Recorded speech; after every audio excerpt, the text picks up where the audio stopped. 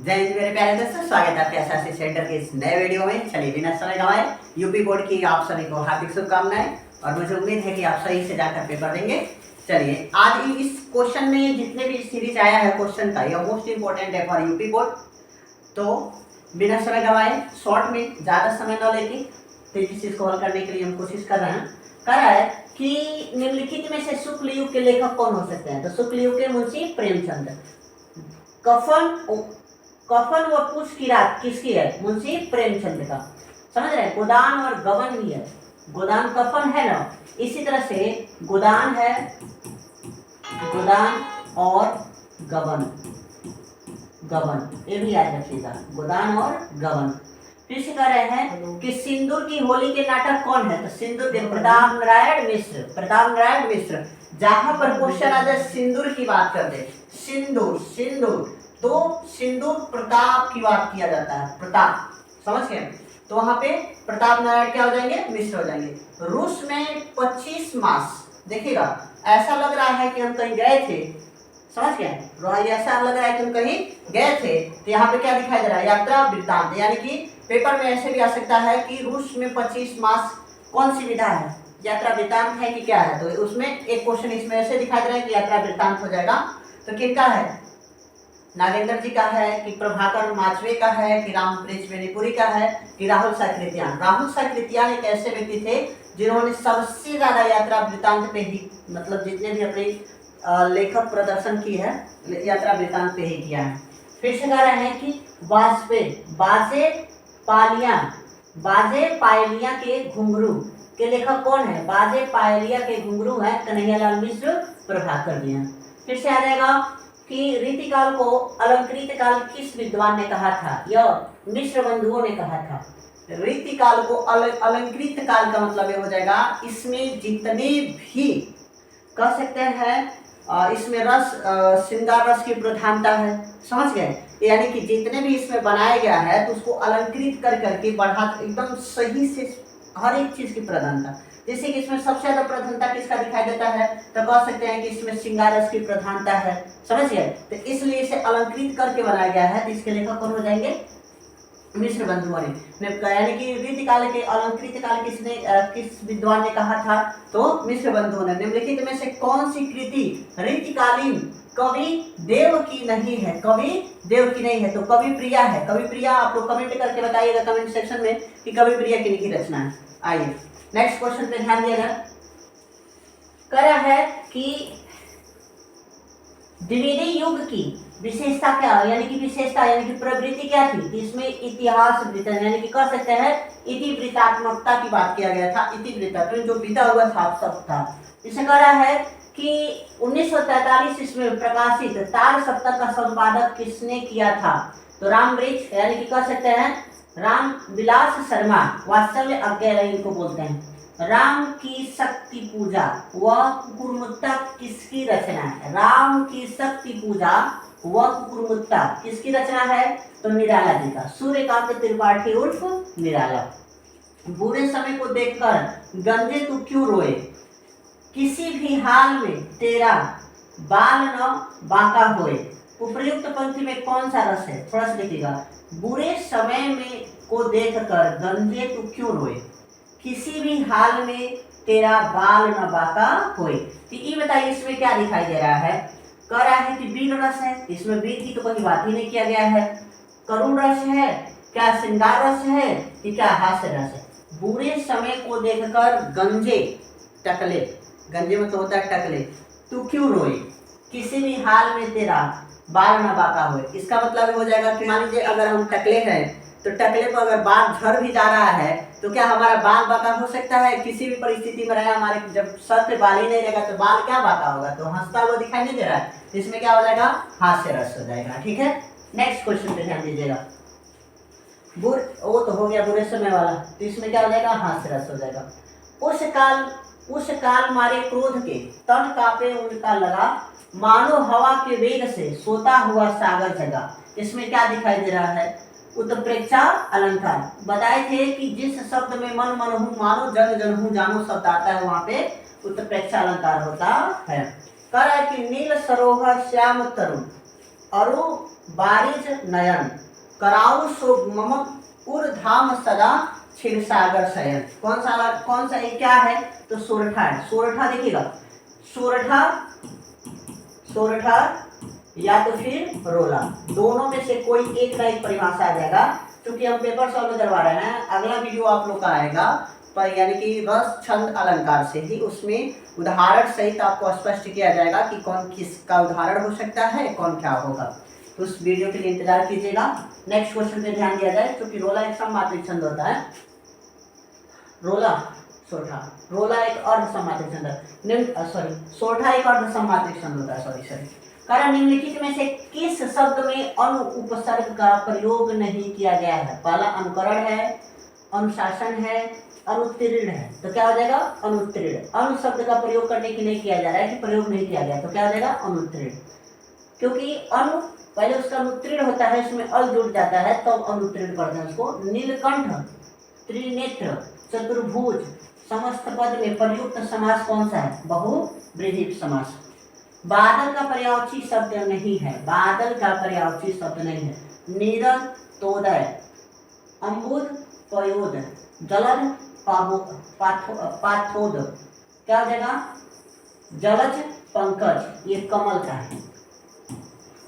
जलज और पंकज किसका है? कमल का है, याद कर लीजिएगा। युष्मद तुम सर्वनाम शब्द का तृतीय एक वचन क्या हो सकता है? वाह। फिर से, आंधी आई और हम घर भागने लगे। रचना के आधार पर इस वाक्य का प्रकार क्या हो सकता है? तो आंधी आई और हम भागने लगे, सब एक साथ बात किया गया है कि जब आंधी आई तो हम लोग क्या करने लगे? भागना शुरू कर दिए, मतलब संयुक्त किया जा रहा है, तो संयुक्त वाक्य हो जाएगा। नेक्स्ट क्वेश्चन पे ध्यान दिया जाए। कह रहा है कि महात्मा बुद्ध ने विश्व को शांति का संदेश दिया। इस वाक्य का वाच्य क्या है? तो कर्तव्यवाच्य। कह रहा है कि वह अचानक चला गया। वाक्य में प्रयुक्त अचानक पद का व्याकरणीय परिचय क्या है? व्याकरणीय परिचय क्या है? तो इसमें वह अचानक चला गया, तो क्रिया विशेषण चला गया, क्रिया उसकी विशेषता प्रकट कर रहा है कि अचानक चला गया। फिर से कर रहा है, देखिएगा इंपॉर्टेंट क्वेश्चन कर लीजिएगा। ये दोनों जो क्वेश्चन लाए हैं यह मोस्ट इंपॉर्टेंट है फॉर यूपी बोर्ड के लिए। ईर्ष्या की बड़ी बेटी का नाम निंदा है। जो व्यक्ति ईर्ष्यालु होता है वह व्यक्ति बुरे किस्म का निंदक भी होता है। दूसरे की निंदा वह इसलिए करता है कि इस प्रकार दूसरे लोग जनता अथवा मित्रों की आंखों से गिर जाए और तब जो स्थान रिक्त हो उस पर अनायास मैं ही बैठा दिया जाऊं। देखिएगा, जो व्यक्ति कुछ नहीं कर सकता है वह एक काम जरूर करता है, दूसरों की निंदा करता है। तो निंदा किसे? ईर्ष्या, यानी कि निंदा और ईर्ष्या दोनों एक दूसरे के क्या हो सकते हैं? भाई। निंदा और ईर्ष्या दोनों एक दूसरे के भाई हैं, समझ गए? तो कह रहा है कि उपरोक्त गद्यांश का संदर्भ सहित व्याख्या कीजिए। उपरोक्त गद्यांश का संदर्भ सहित व्याख्या कीजिए। अब इसमें ये ध्यान देना है कि उपरोक्त गद्यांश का संदर्भ सहित व्याख्या के लिए, सॉरी आंख में कुछ पड़ गया था तो ऑपरेटर से थोड़ा सा बोलना पड़ेगा। चलिए, कह रहा है कि ईर्ष्या की बड़ी बेटी का नाम निंदा है। जिस व्यक्ति को कुछ करना नहीं आता है वह दूसरों की बुराई करने में सबसे आगे होते हैं। निंदा और ईर्ष्या दोनों एक ही सिक्के के पहलू हैं। इसमें लेखक कहना क्या चाह रहे हैं? पहले तो हमको ये समझना होगा कि उपयुक्त गद्यांश का संदर्भ सहित व्याख्या कीजिए। इसमें बस एक चीज नोट पॉइंट करके लिख लीजिएगा कि इसमें पाठ का नाम सही होना चाहिए, एकदम सही लिखिएगा, इसमें गलती मत कीजिएगा, समझ गया? दूसरा, लेखक का नाम इसमें ए भी एकदम सही लिखिएगा, क्योंकि उपयुक्त गद्यांश का क्या पूछ रहा है? संदर्भ। बस इतना ही लिखा है। इस संदर्भ में पाठ का नाम सही होना चाहिए और लेखक का नाम होना चाहिए, इससे ज्यादा इसमें और कुछ नहीं लिखा जाता है। तो लिखा जाएगा कि प्रस्तुत गद्यांश हमारी पाठ्य पुस्तक गद्य गरिमा में संकलित रामधारी सिंह दिनकर जी द्वारा लिखित ईर्ष्या तू ना गई मेरे मन के नामक पाठ से उद्धृत है या लिया गया है। समझ गए? उसके बाद से बस इसमें इतना ही लिख देना है। कह रहा है कि गद्यांश के रेखांकित अंशों की व्याख्या कीजिए। तो गद्यांश के रेखांकित अंशों की व्याख्या करने के लिए पहले दिमाग में हमें बैठा के रखना है कि मान लीजिए ये टॉपिक है तो हम लिख ले रहे हैं, ठीक है, कोई बात नहीं। लेकिन अगर इससे अलग आ रहा है और एग्जामिनर को हमको सटीक देना है तो कैसे देंगे? दिमाग में पहले हमारे ये आनी चाहिए। तो इसको सटीकता देने के लिए बस दिमाग में बैठा के रखिएगा कि ईर्ष्या की बड़ी बेटी का नाम निंदा है। सुनिएगा, ईर्ष्या और निंदा अभी से बताया है कि दोनों एक ही सिक्के के पहलू होते हैं। ईर्ष्या का मतलब होता है जलन। यदि आपका दोस्त है, आपका नात है, रिश्तेदार है, पटीदार है या अगल बगल में जो भी हैं, आप उनको देखकर जलन कर रहे हैं कि वह कैसे विकास कर रहे हैं, कैसे समाज में आगे बढ़ रहे हैं, कैसे उनका नाम इतना ज़्यादा हो रहा है, तो उनके बढ़ते हुए कदमों को आप रोकने के लिए ऐसा काम करेंगे कि जितना समाज में उसका नाम हो रहा है उतना आपका नाम हो। तो अगर उसके जैसे मेहनत नहीं कर रहे हैं तो आप एक काम जरूर करेंगे, 1000 लोगों के सामने, 2 लोगों के सामने, 10 लोगों के सामने उसकी बुराइयां करना शुरू कर देंगे। समझ गए? उसी को हम बोलेंगे निंदा। तो इसका मतलब जब तक हमको किसी से जलन नहीं होगी तब तक हम उसका निंदा नहीं कर सकते हैं। इसलिए इसमें लिखा जाएगा, कह रहा है कि रेखांकित अंशों की व्याख्या कीजिए। तो लिखा जाएगा कि इस पंक्ति के माध्यम से लेखक कहते हैं कि, समझ गए, इस पंक्ति के माध्यम से लेखक कहते हैं कि ईर्ष्या की बड़ी बेटी का नाम निंदा है। अर्थात अगर हम किसी व्यक्ति को देखकर या कोई भी व्यक्ति किसी दूसरे व्यक्ति को देखकर जल रहा है तो यह स्वाभाविक है कि उसकी बुराई जरूर करेगा, क्योंकि अगर ईर्ष्या छोटी है तो जब बुराई करने लगते हैं तो वह उसकी मतलब कह सकते हैं कि उसके गुणों को आप न बताकर बल्कि अवगुणों को, उसकी बुराइयों को सभी के सामने प्रकट करना शुरू कर देते हैं। तो ईर्ष्या करेंगे तभी तो उसकी बुराई कर सकते हैं। जिससे आप प्रेम करेंगे उसका बुराई कभी नहीं कर पाएंगे। तो इसमें जो व्यक्ति ईर्ष्यालु होता है वह व्यक्ति बुरे किस्म का निंदक भी होता है। अर्थात जो व्यक्ति किसी की बढ़ते हुए तरक्की करते हुए देखना नहीं चाहता है तो वह समाज में उसका स्थान लेने के लिए उतने तरीके से उसका बदनामी करता है, बुराई करता है। लेकिन आप हमेशा सुने हैं कि हाथी आती रहती हैं, यानी कि कुत्ता भौंकते रहते हैं और हाथी गरज कर चले जाते हैं। संसार में अगर आगे बढ़ना है तो कभी किसी की बुराई के चक्कर में मत पड़िएगा। तो इसमें ये भी कह रहा है कि जो व्यक्ति ईर्ष्यालु होते हैं वही व्यक्ति बुरी किस्म का निंदक भी होते हैं। अर्थात जो व्यक्ति ज़्यादा किसी दूसरे व्यक्ति को देखकर जलने वाले होते हैं वही सबसे ज़्यादा बुराई करते हैं। अगर आपको ये चाहिए तो स्क्रीनशॉट ले लीजिएगा, जो कि मैं यहाँ पे लिखा हूँ कि ईर्ष्या की बड़ी बेटी का नाम निंदा है। अर्थात ईर्ष्या एक ऐसी भावना होती है जिसमें निंदा सबसे बड़ी होती है। जो व्यक्ति ईर्ष्यालु होते हैं अर्थात दूसरे के सफलता को देखकर जलने वाले होते हैं वह व्यक्ति बुरे किस्म के निंदक भी होते हैं। अर्थात जो व्यक्ति दूसरे की सफलता जो व्यक्ति दूसरे की सफल नहीं हो पाते हैं वही व्यक्ति, यहाँ देखिएगा डबल हो गया है, वही व्यक्ति लोगों को निंदा करके ही अपने आप को सबसे बड़ा सफल समझते हैं। वह दूसरे के नज़रों में अच्छे बनने के लिए दूसरे व्यक्तियों का लगातार बुराई करते रहते हैं। तो इसका स्क्रीनशॉट ले लीजिएगा, पेपर में एकदम सेम टू सेम ऐसे लिखिएगा जिसमें अच्छा से अच्छा नंबर आपको मिल सके। नेक्स्ट क्वेश्चन पे ध्यान दीजिएगा। इसमें एक और क्वेश्चन कह रहा था कि कुसंग का ज्वर सबसे भयानक होता है। कुसंग का मतलब होता है बुरी संगत। कुसंग का मतलब क्या होता है? बुरी संगत। समझ रहे हैं? जिस व्यक्ति को बुरी संगत हो जाती है, अगर आप दलदल में धंसते जा रहे हैं तो आप दलदल में जितना ज़्यादा हिलेंगे डुलेंगे उतनी ही ज़्यादा धंसेंगे।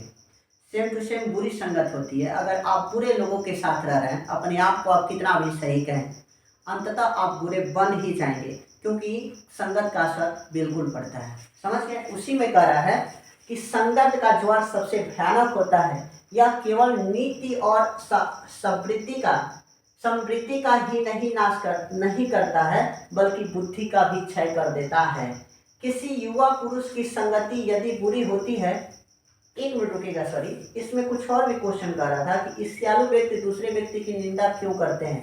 तो ईर्ष्यालु व्यक्ति दूसरे व्यक्ति की निंदा क्यों करते हैं, देखिए यहाँ पे हम लिखवाए हैं कि देखिएगा, यहाँ पे दूसरे व्यक्ति की सफल जैसे सफल नहीं होते हैं, वह व्यक्ति लोगों की निंदा करके ही अपने आप को सफल, बड़ा सफल समझते हैं। वह दूसरों की नजरों में अच्छे बनने के लिए व्यक्तियों का लगातार बुराई करते रहते हैं। तो यहाँ पे क्या क्वेश्चन कर रहा था कि ईर्ष्यालु व्यक्ति दूसरों की निंदा क्यों करते हैं। तो ईर्ष्यालु व्यक्ति दूसरों की निंदा दूसरों के नजर में सही बनने के लिए करते हैं।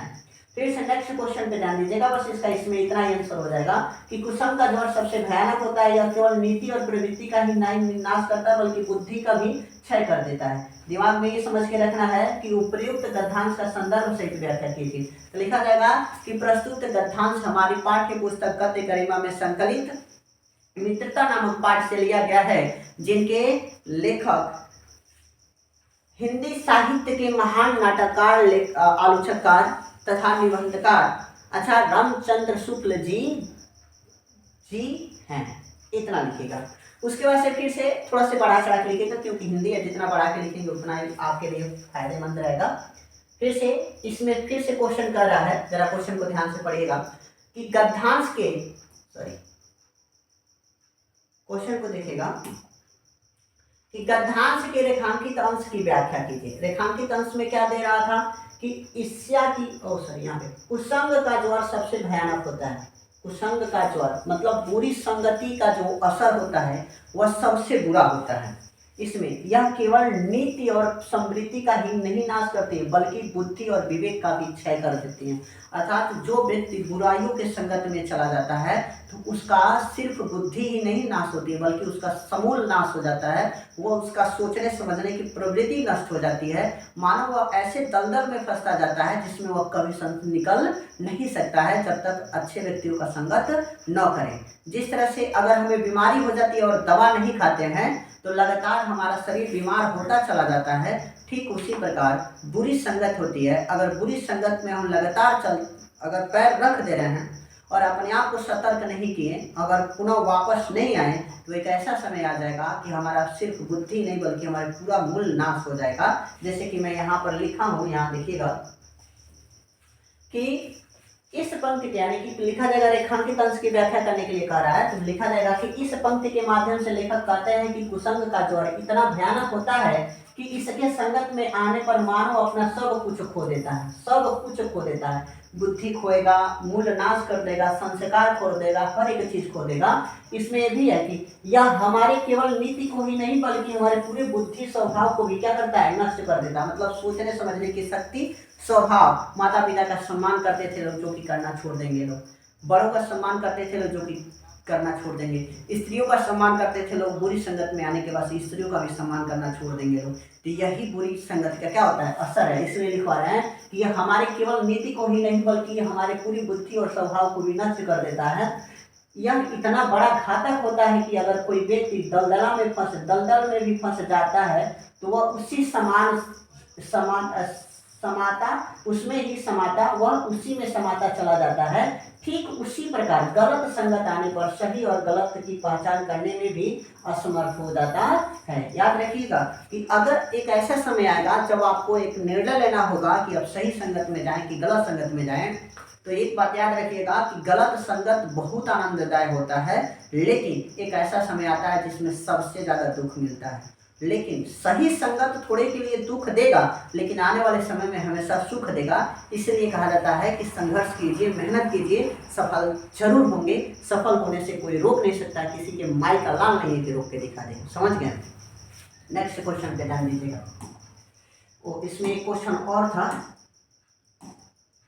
हाँ यहाँ देखिए, कुसंग की तुलना किससे की गई है। कुसंग की तुलना किससे की गई है? तो कुसंग का ज्वर सबसे भयानक होता है, देख रहे हैं ना। तो सबसे कुसंग की तुलना किससे की गई है? भयानक, यानी कि कह सकते हैं कुसंग का तुलना किससे किया गया है? तो बुरी संगत से की गई है कि कुसंग जो जिस तरह से होता है, बुरी संगत में जाने के बाद से लोग उसी तरह से बर्बाद हो जाते हैं। वन टाइप वन देखिएगा, इसमें का जितना है पार्ट 1, पार्ट 2, पार्ट 3 जितने भी हैं, इसमें वन टाइप आंसर जो नीचे का क्वेश्चन दिखाई दे रहा है, इसमें जो मैं 10 मिनट का वीडियो लेकर आने वाला हूँ, पूरे चैप्टर का 1 शॉट में मैं खत्म कर दूंगा।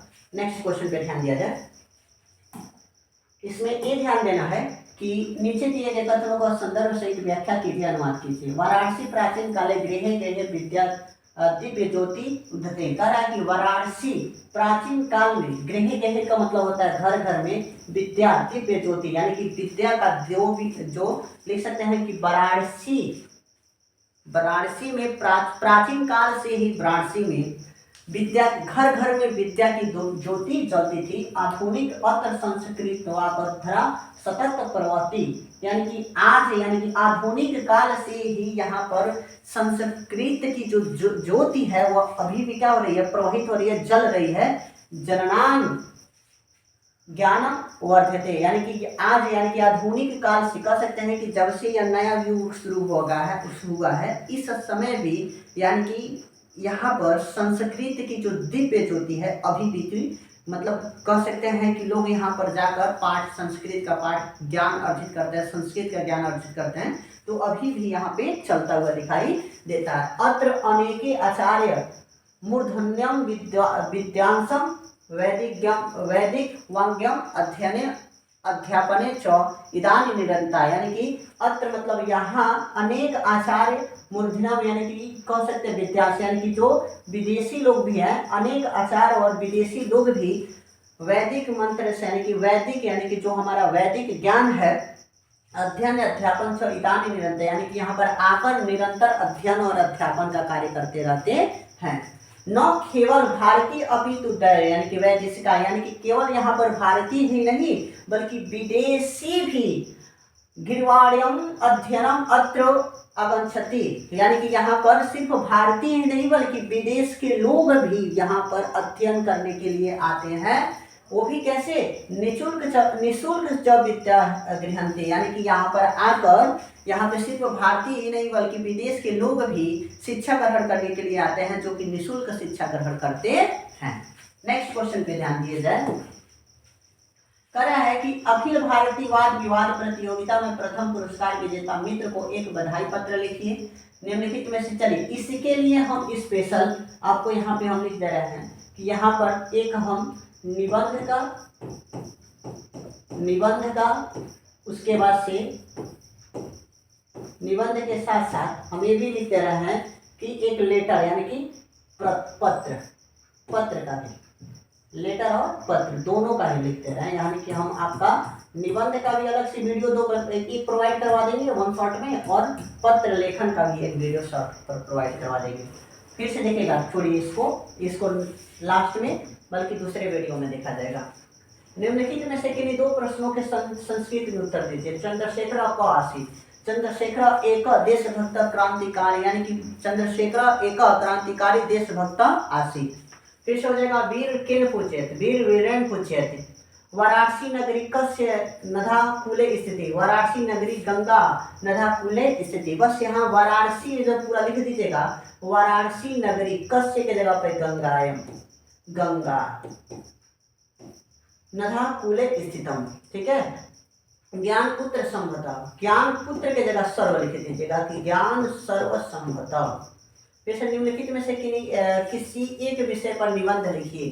सड़क सुरक्षा, जीवन सुरक्षा, मेरे सपनों का भारत, जल है तो कल है, सांप्रदायिकता एवं अभिशाप, जीवन में कंप्यूटर का महत्व। तो इसमें सबसे इम्पोर्टेंट होगा जीवन में कंप्यूटर का महत्व, मोस्ट इम्पोर्टेंट है, इसको ध्यान से देखिएगा। उसके बाद से जल है तो कल है, 2 आराम से कर लीजिएगा। मैं आप लोग को 3 वीडियो प्रोवाइड कराऊंगा। एक होता है प्रदूषण का, पर्यावरण प्रदूषण जिसको कहते हैं पर्यावरण प्रदूषण, पर्यावरण देखिएगा,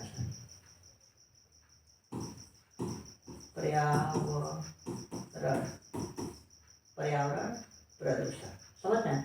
पर्यावरण प्रदूषण पे एक वीडियो दे देंगे। उसके बाद से नारी शिक्षा पे, नारी शिक्षा समझ रहे हैं, मोस्ट इम्पोर्टेंट है नारी शिक्षा, पर्यावरण प्रदूषण। उसके बाद से जल है तो कल है, कंप्यूटर का महत्व। एक शरीर ये भी याद रखिएगा, आपके देश में, आपके राज्य में कुंभ मेला चला है, तो इससे भी क्वेश्चन आ सकते हैं। कुंभ मेला पर कुंभ मेला पर निबंध लिखिए, यानी कि कुंभ क्या है इस पर एक निबंध लिखने के लिए आएगा।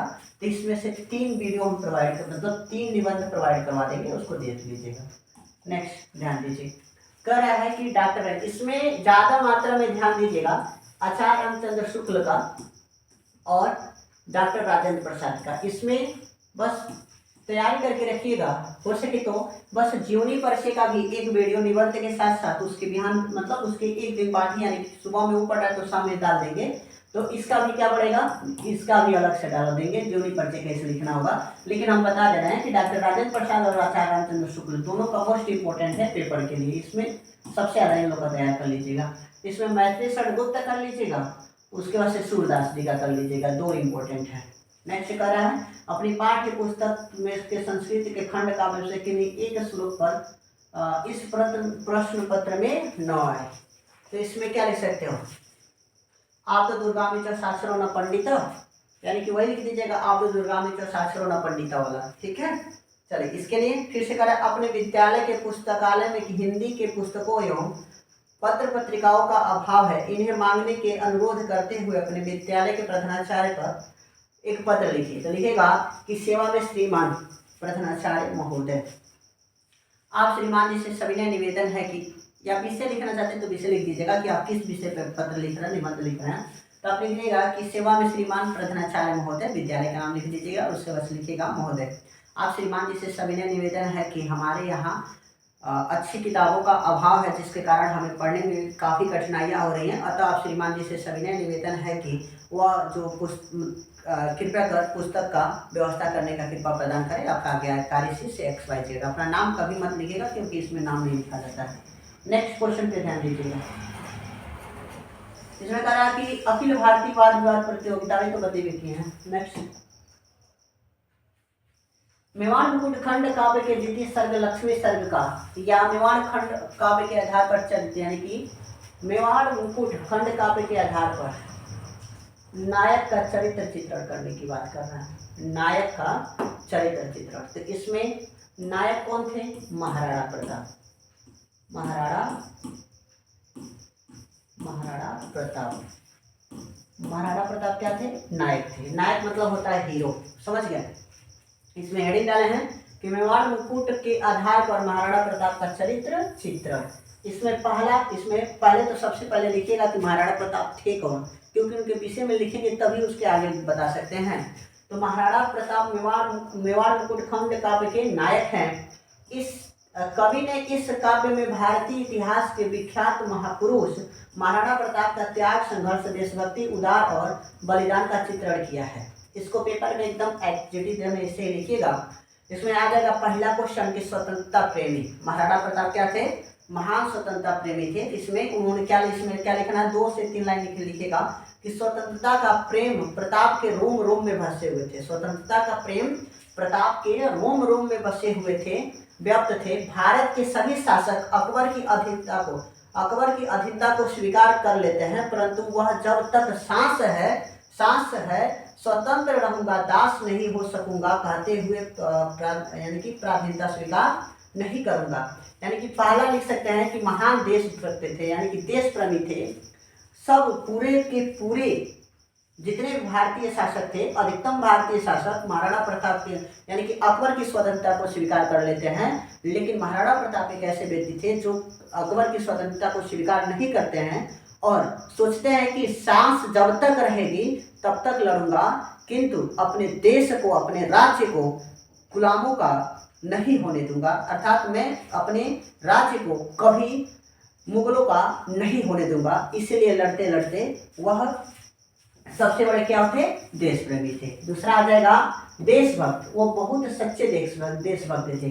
प्रताप में देश, देखिएगा प्रताप में देश प्रेम कूट कूट कर भरा हुआ था। अरावली की घाटियों में भटकते हुए अपने कर्तव्य से विमुख नहीं होते हैं और बोलते हैं कि मैं स्वदेश के हित जीवित हूँ, उसके लिए ही मरूंगा। यानी कि महाराणा प्रताप जो महाराणा प्रताप थे उनके अंदर देश प्रेम की भावना कूट कूट की भरी हुई थी। सोचिए युद्ध के से अरावली के जंगलों में जाकर छिपने के बाद भी अगर वह चाहते तो अकबर की स्वतंत्रता तो वो स्वीकार कर लेते तो उन्हें राजा भी मिलता, यानी कि राजा का पद भी मिल जाता और अपना राज्य भी मिल जाता, किंतु वह दुश्मनों के सामने कभी नहीं झुकेंगे, इसका वह हमेशा पालन किया और कभी नहीं झुके। इसलिए उनपे पहला दूसरा क्या लिख सकते हैं, पहला लिखेगा कि स्वतंत्रता देश है, यानी कि स्वतंत्रता प्रेमी, वह कभी दूसरे के सामने नहीं झुकेंगे, स्वतंत्र है, स्वतंत्र रहेंगे। दूसरा है देश प्रेमी, यानी कि वह इतने बड़े देशभक्त थे कि वह राजा यानी कि अकबर की स्वतंत्रता को कभी स्वीकार नहीं किया। तीसरा लिख सकते हैं दृढ़ प्रतिज्ञा। राणा प्रताप यानी कि राणा प्रताप दृढ़ प्रतिज्ञ हैं, वह अपने संकल्प को बार बार दोहराते हैं। वह प्रतिज्ञा करते हैं कि जब तक शरीर में श्वास है मेवाड़ की भूमि को स्वतंत्र करके रहूंगा। उन्होंने बोला था कि जब तक तन में प्राण है लड़ेंगे, पल भर चैन न लेंगे, सूर्य चंद्र टल जाएंगे किंतु व्रत उसका नहीं टलेंगे। यही उनका एक, जरूर इसको इन्वर्टेड कॉमा में लिखिएगा कि आखिर में वो कहे तो क्या कहें कि जब तक तन में प्राण है लड़ेंगे, पल भर चैन न लेंगे, सूर्य चंद्र टल जाएंगे किंतु व्रत उसका नहीं टलेंगे। यही नहीं टलेंगे यही किनका था, प्रताप नारायण मिश्र का था। याद रखिएगा, सॉरी महाराणा प्रताप जी का था। तो हमेशा याद रखिएगा यह जो पंक्ति है जरूर पेपर में इन्वेंस कर दीजिएगा, जरूर लिखिएगा, इससे अच्छा प्रभाव पड़ेगा। फिर से क्या हो जाएगा, स्वाभिमान। स्वाभिमान का मतलब हो जाएगा कि मेरा खुद का स्वाभिमान है। एक कहावत तो आप लोग सुने होंगे या कोई कहा होगा कि हम तेरे लिए झुके ही क्या, तूने तो गिरा ही समझ लिया। वही स्वाभिमान होता है कि हम कुछ भी हो जाएगा गिरेंगे नहीं, बस फर्क इतना है कि झुका उसके सामने जाया जाता है जो झुकने के काबिल होते हैं, जो उनके सामने सर जाते ही झुक जाए। किंतु महाराणा प्रताप दुश्मनों के सामने झुकने के लिए कभी नहीं सोचे थे, इसलिए दूसरा क्या लिख सकते हैं, स्वाभिमानी। महाराणा प्रताप की नस नस में स्वाभिमान समाया हुआ था। उन्होंने अपनी जाति, कुल और देश पर अभिमान है। वे जाति और देश पर परम मर मिटना जानते हैं। वे देश और जाति पर क्या करना, मर मिटना जानते हैं। फिर से आ जाएगा कि उदार हृदय। प्रताप का हृदय अत्यधिक उदार है। वे शत्रु की कन्या दौलत को भी पुत्रवती पालते हैं। शक्ति के अकबर से मिल जाने पर वह उसकी मूर्खता मानते हैं और उसे क्षमा कर देते हैं। सोच के देखिएगा कि उनका भाई था जो कि शक्ति सिंह था, अकबर से जाकर मिल जा रहा है, फिर भी वह मन में हंसते हुए सोचते हैं जाने दीजिए, मूर्ख था, फिर से जब ज्ञान आएगा तो मेरे पास आ जाएगा। सोचिए शत्रु की जो मामा की लड़की है वह खुद इनके पास रह रही है, यह चाहते हैं तो उसके साथ ब्लैकमेल करके राजा को यानी कि महाराणा यानी कि अकबर को किसी तरह से मना सकते थे, लेकिन उन्होंने ऐसा गलती नहीं किया क्योंकि वह क्या थे, उदार हृदय वाले थे। फिर से आ जाएगा देशभक्ति।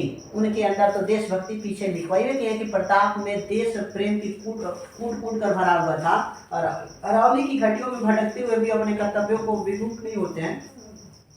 मैं स्वदेश के हित जीवित हूँ और उसके लिए ही जब मरूंगा, इसी का नारा लगाते हुए वह चैप्टर क्या होता है, समाप्त हो जाता है।